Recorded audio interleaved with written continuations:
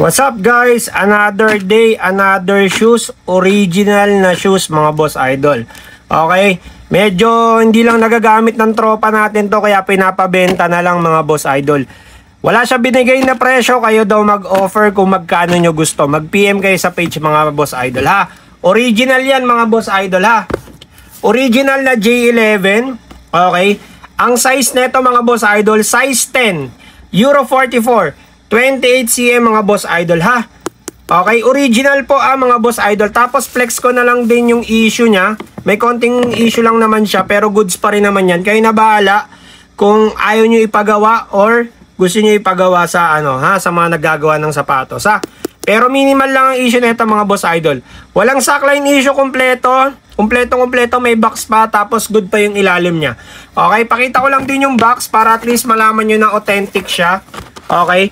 Ayan, may makikita kayo dyan, Nike Philippines.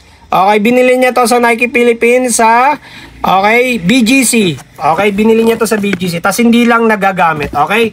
Okay, pakita ko lang yung issue mga boss idol ha. Hanapin ko. May konting sole sep tayo dito mga boss idol. Pero hindi pa naman ganun ka-sep na sep yan. Ayan o.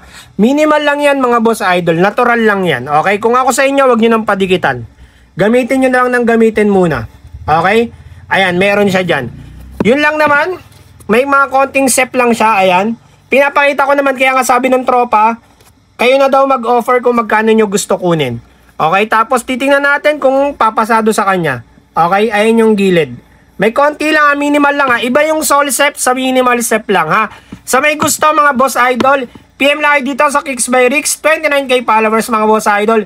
Peace out, ano pa inaantay nyo? Main nyo na, PM na agad. Let's go! Alam mong solid, diba? Talagang